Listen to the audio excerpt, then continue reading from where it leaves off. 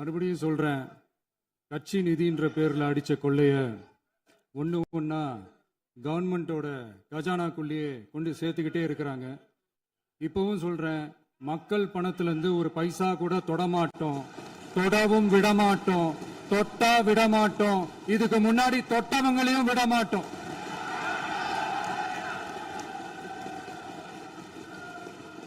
ஒவ்வொரு ஊழலா வெளியில வரும் போலயே,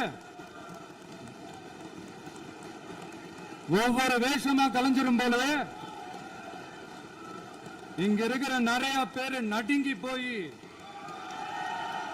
இதுல நம்ம மேல அவதூறு வேற. இப்ப புதுசா ஒரு வெப்பன் ஒண்ணு கொண்டு வந்திருக்காங்க. அது என்ன தெரியுமா? அவங்க தயவால தான் நம்ம ஆட்சி நடக்குதாம். மக்கள் தயவால இந்த ஆட்சி நடந்துகிட்டு இருக்கு. மனசாட்சி உள்ள சக்திகளோட ஆதரவால இந்த ஆட்சி நடந்துகிட்டு இருக்கு. நாங்க தான் அனுப்பி வச்சோம் அப்படின்றாங்களே. அனுப்பி வச்சவங்களுக்கு மினிஸ்ட்ரியில இடம் கொடுத்தா ஏன் கதறீங்க? ஏன் இவ்வளவு கோபம்? ஏன் இவ்வளவு கதறல்? இதுல இன்னொரு முக்கியமான விஷயம், மார்க்சிஸ்ட் கம்யூனிஸ்ட் கட்சி நமக்கு ஆதரவு கொடுத்தது சுயேட்சையா எடுத்த முடிவுன்னு சொல்றாங்க. அதே மாதிரி இந்திய கம்யூனிஸ்ட் கட்சி நமக்கு ஆதரவு கொடுத்தது சுயேட்சையா எடுத்த முடிவுன்னு சொல்றாங்க. இதுல எங்க இருந்து நாங்க தான் அனுப்பி வச்சோம்னா புரியலையே. மக்களுக்கு நல்லா புரியும், எல்லாத்தையும் தெளிவா பார்த்துக்கிட்டு இருக்கிறாங்க. சில அமைச்சர்கள் குறுக்கிட்டு பேசினாங்க, அதற்கு நீங்க அனுமதி கொடுத்தீங்க. அது மாதிரி இன்னைக்கு முதலமைச்சர் பேசும்போது சில வார்த்தைகள், தவறான வார்த்தைகள் பேசுறாரு. அவர் பார்ட்டி ஃபண்ட் அப்படின்னு சொல்லியிருக்கிறாரு. அவர் அமைச்சர் அந்த பார்ட்டி ஃபண்ட் எந்த பார்ட்டின்னு கூட சொல்ல தைரியம் தான் சொல்லுங்க, நாங்க அதெல்லாம் பேஸ் பண்ண தயாரா இருக்கோம். எதையும் ஆதாரத்தோடு எதையும் பேசுங்க.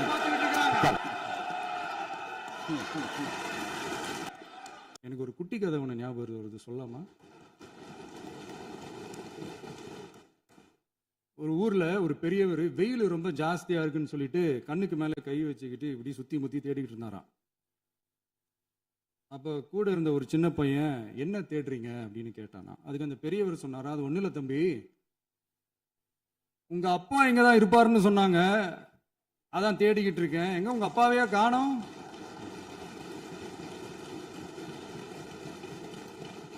இல்ல, அந்த எங்களுக்கும் நக்கலா நையாண்டியா சம்பந்தம் இல்லாத குட்டி கதை இதெல்லாம் எங்களுக்கும் பேச தெரியும்.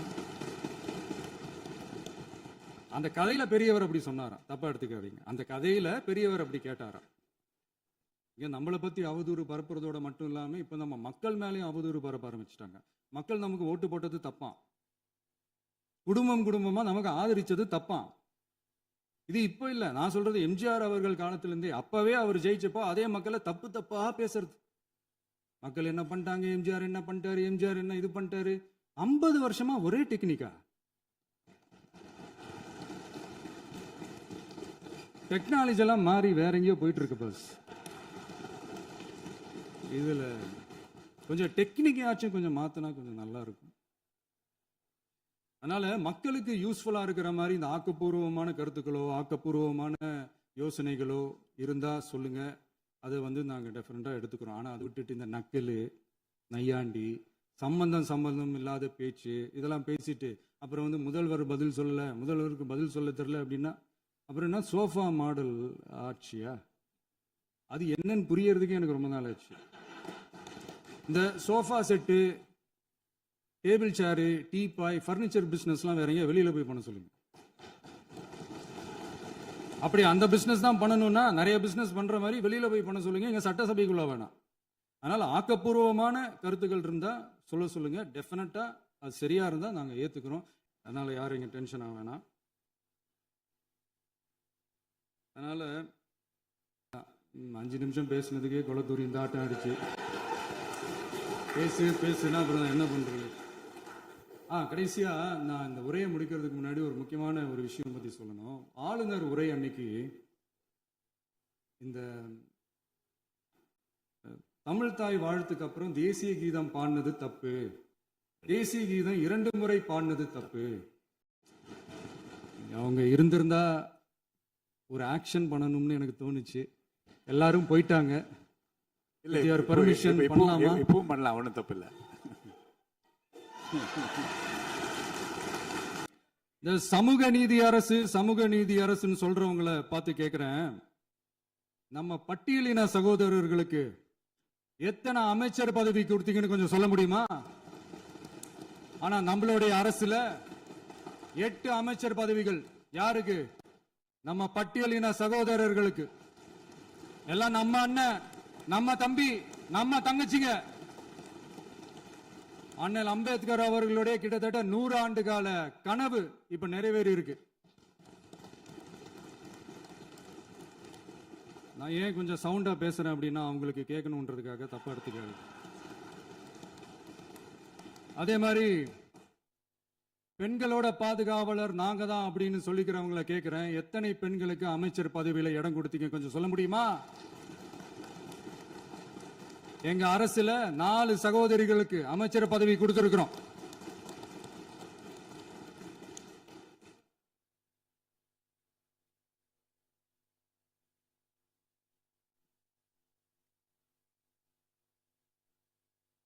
அதனால மக்களால் நிராகரிக்கப்பட்டு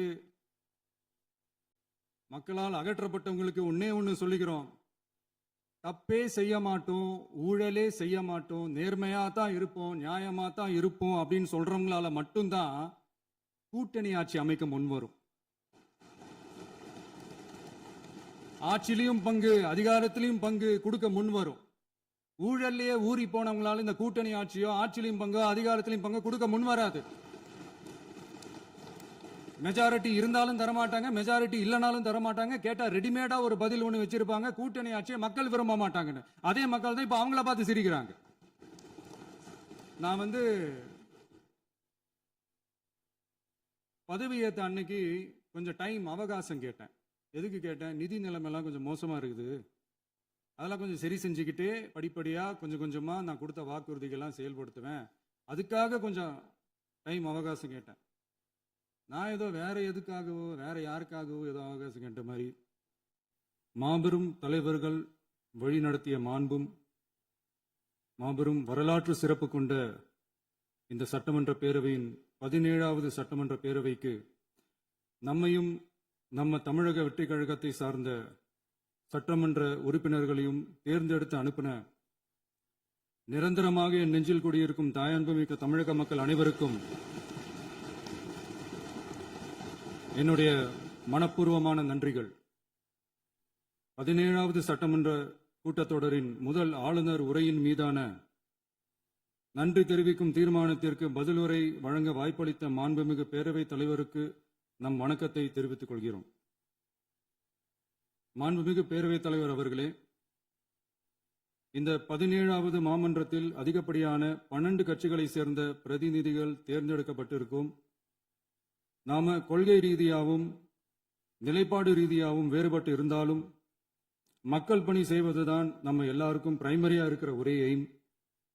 அந்த வகையில தான் நம்ம எல்லாருமே நம்ம மக்களால் அங்கீகரிக்கப்பட்டு சட்டமன்றத்திற்கு வந்திருக்கிறோம்.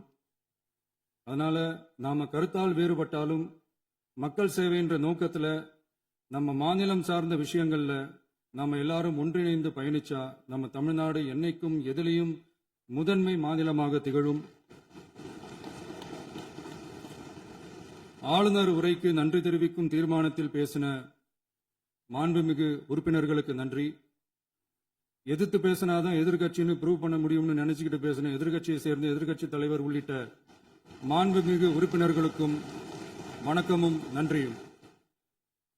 பதிலுரை வழங்குற அதே நேரத்தில் நம்மளை சட்டமன்ற உறுப்பினராக தேர்ந்தெடுத்த பெரம்பூர் தொகுதி மக்களுக்கு நம்மளோட நெஞ்சார்ந்த நன்றிகள். அதே மாதிரி ராஜினாமா பண்ணிட்டாலும் நம்மளை தேர்ந்தெடுத்த திருச்சி கிழக்கு மக்களுக்கும் இந்த மன்றத்தில் நம்மளோட நன்றியை பதிவு செய்கிறோம். அப்புறம் நம்மளோட அரசியல் பயணத்தை பற்றியும் கொஞ்சம் பதிவு செய்ய விரும்புகிறோம். நாம ஏதோ ஷூட்டிங்லேருந்து நேராக சிஎம் ஆன மாதிரியே சில பேர் ஒரு இமேஜ் கிரியேட் பண்ணுறாங்க. அவங்களுக்கு அவங்க ஆசைப்படுற லாங்குவேஜ்லேயே சொல்கிறோம், அது வெறும் ரீல் தான், ரியல் கிடையாது. ஒரு சாதாரண நடிகனாக நம்ம கெரியர் தொடங்குச்சு. அப்புறம் அப்படியே சின்சியராக உழைச்சி மேலே வந்தோம். நம்ம கெரியரில் நாம் மேலே வந்ததுக்கு இந்த விஜய் ஒருத்தன் மட்டுமே காரணம் இல்லை, அவனோட உழைப்பு மட்டுமே காரணம் இல்லை. இந்த விஜயோட உழைப்புக்கும் உயர்வுக்கும் பின்னாடி இருக்கிற ஒட்டுமொத்த தமிழ்நாட்டு மக்களோட அன்பும் அரவணைப்பும் தான் காரணம். ஒவ்வொரு வீட்டில் இருக்க ஒவ்வொருத்தரும் நம்மளை அவங்க வீட்டில் ஒருத்தனா ஏத்துக்கிட்டது தான் நமக்கு கடவுளும் மக்களும் தந்த மிகப்பெரிய வரம். அதுக்காகவே கடவுளுக்கு சமமான நம்மளோட சொந்தங்களான தமிழக மக்கள் அனைவருக்கும் மீண்டும் மீண்டும் நன்றி. இப்படி நம்மளை தாயன்போடு அள்ளி அரவணைச்ச தமிழ்நாட்டு மக்களுக்கு நாம் எப்படியெல்லாம் துணையாக இருந்தோம், எப்படியெல்லாம் மக்களோட மக்களா இருந்தோம்னு சொல்றேன். 1990ஸ்லயே ரசிகர் மன்றமா இருந்தப்பவே மக்களுக்கு துணையா நிற்க ஆரம்பிச்சோம். அதுக்கப்புறம் நற்படி மன்றமாகவும் அதுக்கப்புறம் விஜய் மக்கள் இயக்கமாகவும் மாறி மக்களோட மக்களா நின்றுகிட்டு இருந்தோம். 2008 ஈழத் தமிழருக்கு ஆதரவா உண்ணாவிரதம் போராட்டம் செஞ்சோம். போர் முடிவுக்கு வரணும், நம்ம தொப்புள் கூடிய உறவுகளான ஈழத் தமிழர்களுக்கு பாதுகாப்பான நிம்மதியான ஒரு வாழ்வு கிடைக்கணும்னு அன்னைக்கே கோரிக்கை வச்சோம். 2009 ஆரம்பிச்ச விஜய் மக்கள் இயக்கம் வழியா நம்மளோட மக்கள் நல பணிகளை எக்ஸ்டெண்ட் அண்ட் எக்ஸ்பேண்ட் பண்ணிக்கிட்டே வந்தோம். கல்விக்கு துணையா இருந்தோம், சோஷியல் சர்வீஸ் செஞ்சோம், வெள்ள நிவாரணத்துல துணையா இருந்தோம், கொரோனா காலத்துல மக்களுக்கு தோள் கொடுத்தோம். விலையில்லா விருந்தகம், குருதியகம், முட்டைப்பால் ரொட்டி திட்டம், விழியகம், பயிலகம், நூலகம், இப்படி பல வழியில மக்களுக்கு துணையா இருந்தோம். அப்புறம் நம்மளோட திரைப்படங்கள்ல நம்மளால முடிஞ்ச வரைக்கும் ஊழல் எதிர்ப்ப சொன்னோம், சமூக நீதியை சொன்னோம், கல்வியை பத்தி சொன்னோம், அரசியலை பத்தி சொன்னோம். அரசியலை பத்தி பேசுனதுனால நம்ம படங்கள் சந்திச்ச இதுவரைக்கும் சந்திக்கிற பிரச்சனையை பத்தி எல்லாருக்குமே தெரிஞ்சதுதான். இது மட்டும் இல்லாம 2011 நாகப்பட்டினத்துல மீனவர் பிரச்சனைகளுக்கு ஆதரவா ஒரு பெரிய பொதுக்கூட்டம் நடத்தினோம். மீனவர்கள் மீதான தாக்குதலை கண்டிச்சு பேசி அதுல நம்மளோட எதிர்ப்பை பதிவு செஞ்சோம். 2017 ஜல்லிக்கட்டு போராட்டத்தில் தமிழர் பண்பாட்டு உரிமைக்கான நம்மளோட ஆதரவை தெரிவிச்சோம். 2018 ஸ்டெர்லைட் போராட்டம், துப்பாக்கி சூட்ல பாதிக்கப்பட்ட நம்ம சொந்தங்களை நேர்ல சந்திச்சு ஆறுதல் சொன்னோம். 2021 உள்ளாட்சி தேர்தலில் விஜய் மக்கள் இயக்க வேட்பாளர்கள் போட்டியிட்டு ஜெயிச்சாங்க. கல்வி விருது விழா நடத்தி சிறந்த மதிப்பெண் பெற்ற மாணவ மாணவிகளுக்கு ஊக்கத்தொகையும் பரிசும் கொடுத்தோம். 2024 தமிழக வெற்றி கழகத்தை ஆரம்பிச்ச உடனேயே CAA-வை எதிர்த்து அறிக்கை விட்டோம். அரசியல் கட்சி ஆரம்பிச்சு விழுப்புரம் மாவட்டத்தில் விக்கிரவாண்டியில நம்மளோட முதல் மாநில மாநாட்டிய வெற்றி கொள்கை திருவிழாவை நடத்தினோம். தந்தை பெரியார், பெருந்தலைவர் காமராஜர், அண்ணல் அம்பேத்கர், வீரமங்கை வேலுநாச்சியார், மக்கள் சேவகர் அஞ்சலை அம்மாள்னு நம்மளோட 5 கொள்கை தலைவர்கள் அறிவிச்சோம். இந்தியாவிலே 2 பெண் ஆளுமைகளை கொள்கை தலைவர்கள் அறிவிச்ச ஒரே கட்சி நம்ம டிவிக்கு மட்டும்தான் என்ற பெருமையோடு அறிவிச்சோம். பெரியார் சொன்ன மாதிரியே அவர் சொன்னதுல நமக்கு ஏற்புடையதை மட்டும் எடுத்துக்கிட்டோம். அவரோட கடவுள் மறுப்பு கொள்கையில நமக்கு உடன்பாடு இல்லைன்னு ஓப்பனா அறிவிச்சோம். நமக்கு கடவுள் நம்பிக்கை உண்டுன்னு அறிவிச்சோம். யாரோட நம்பிக்கைக்கும் நாம் எதிரானவங்க இல்லைன்னு தெளிவா அறிவிச்சோம். பெண் கல்வி, பெண்கள் முன்னேற்றம், சமூக சீர்திருத்தம், சமூக நீதி, இப்படி பெரியாரோட கருத்துக்களை நிறையவே ஏத்துக்கிட்டோம்னு அறிவிச்சோம். அண்ணல் அம்பேத்கரோட சம வாய்ப்பு, சம நீதி, சமத்துவத்தை ஃபாலோ பண்ணுவோம்னு அறிவிச்சோம். பெருந்தலைவர் காமராஜரோட மதச்சார்பின்மையை ஏத்துக்கிட்டதோட அவரோட நேர்மையான நிர்வாகத்தையே ஒரு கொள்கையா ஏத்துக்கிட்டோம்னு அறிவிச்சோம். வீரமங்கை வேலு நாச்சியாரோட மண் மீட்பையும் சமூக நல்லிணக்கத்தையும் பின்பற்றுவோம்னு அறிவிச்சோம். மக்கள் சேவகர் அஞ்சலை அம்மாளோட விடுதலை வேட்கையையும் மக்களோட வாழ்வாதாரத்துக்காக உறுதியாக நிற்கிறதையும் பின்பற்றுவோம்னு சொன்னோம். எல்லாருக்கும் எல்லாமும் கிடைக்கணும், எம் மதமும் நம் மதம்னு சொல்லி மதச்சார்பற்ற சமூக நீதி தான் நம்ம கொள்கைன்னு அறிவிச்சோம். நம்ம கொள்கை எதிரி யாரு, அரசியல் எதிரி யாருன்னு ஓப்பனா அறிவிச்சோம். எல்லாத்துக்கும் மேல பிறப்புக்கும் எல்லா உயிருக்கும்ன்றத நம்மளோட அடிப்படை அரசியல் கோட்பாட்டா அறிவிச்சுட்டு தான் அரசியலுக்கே வந்தோம். நம்ம மதுரை மாநாட்டில் நம்மளோட தேர்தல் அரசியல் மற்றும் ஆட்சி அதிகார அரசியல் வழிகாட்டியா அறிஞர் அண்ணாவையும் புரட்சி தலைவர் எம்ஜிஆரையும் ஏத்துக்கிட்டதா அறிவிச்சோம். அப்புறம் இன்னனையும் நாம் இங்க பதிவு செஞ்சே ஆகணும். எல்லாரும் கட்சி ஆரம்பிச்சுட்டு தான் ஒவ்வொரு வீட்டுக்குள்ளேயும் போவாங்க. ஆனா நாம ஒவ்வொரு வீட்டுக்குள்ளேயும் போனதுக்கு அப்புறம் தான் கட்சியவே ஆரம்பிச்சிருக்கிறோம். ஒவ்வொரு வீட்டுல ஒவ்வொருத்தரும் நம்மள அவங்க பிள்ளையா, மகனா, அண்ணனா, தம்பியா ஏத்துக்கிட்டதும் இயல்பா நடந்துச்சு. தமிழ்நாட்டு மக்களோட மனசுக்குள்ள போறதுக்கு நாம பட்ட பாடு நமக்கு மட்டும்தான் தெரியும்.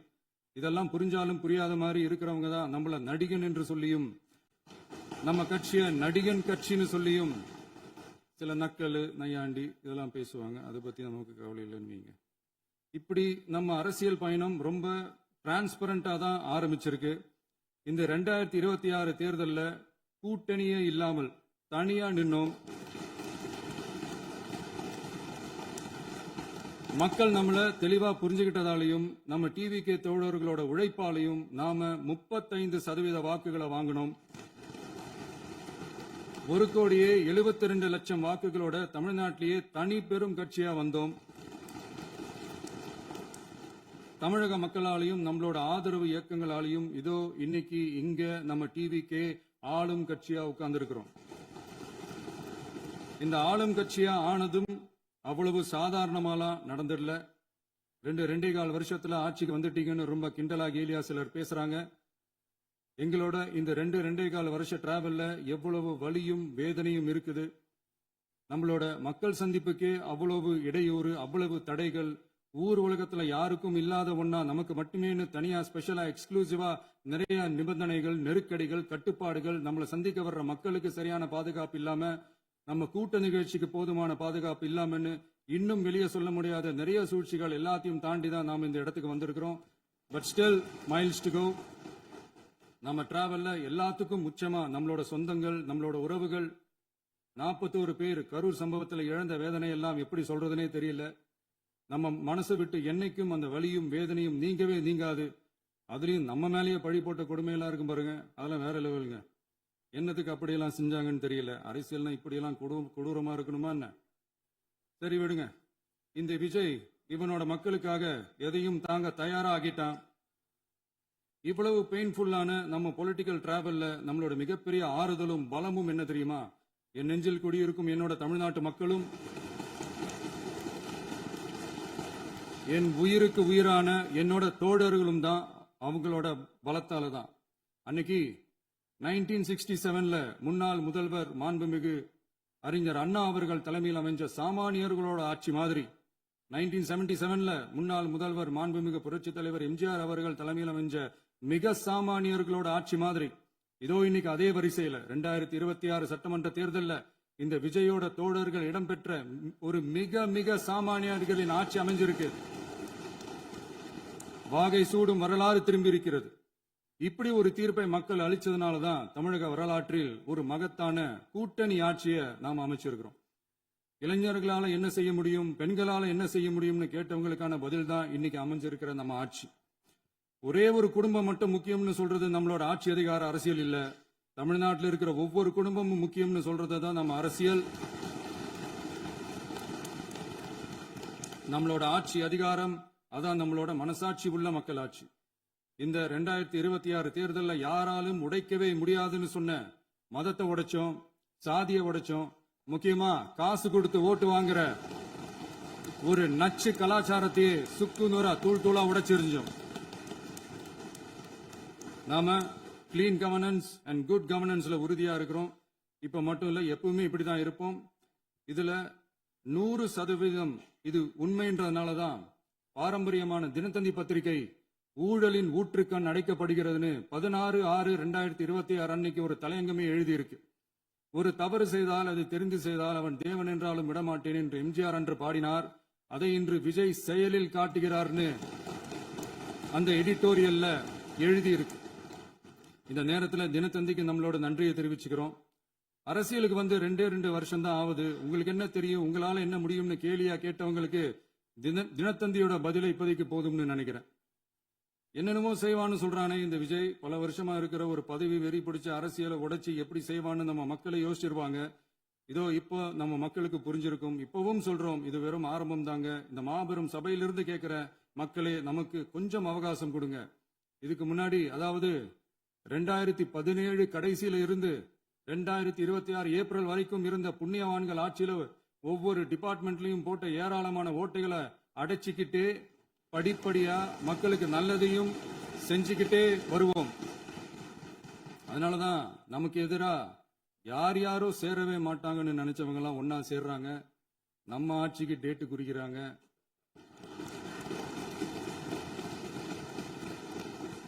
சரி, அவங்கள நம்ம மக்களே பார்த்துப்பாங்க, அதை விடுங்க.